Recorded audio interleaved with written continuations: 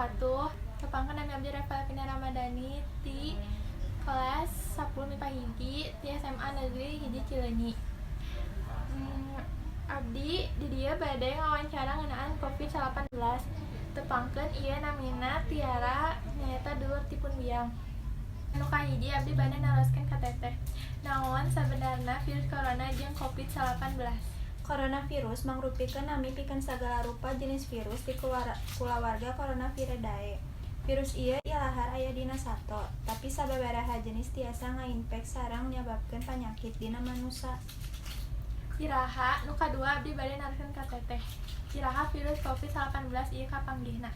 Mangrupikeun ku jenis virus corona enggal anu munggaran dipanggihan dina 31 Desember.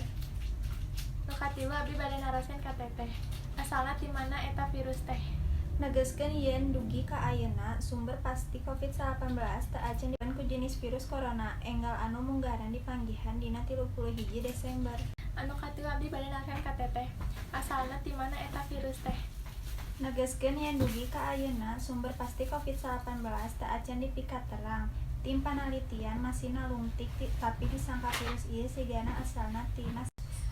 Anu kaopat abdi bade naroskeun ka teteh. Kumaha virus ieu tiasa nyebar luas?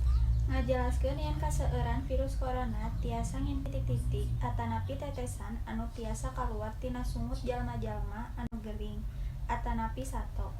Hiji jalma tiasa katepaan ku virus corona upami langsung kakeunaan.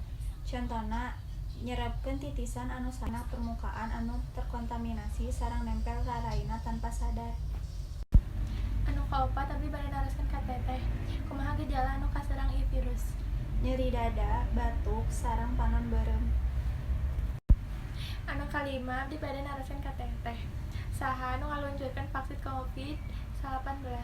Parantos ngaluncurkeun program Solidarity Trial pikeun ngagancangkeun panalitian ngeunaan ubar anu efektif dina ngabantosan pamulihan pasien COVID-19 nami ubar sapertos remdesivir, dexamethasone,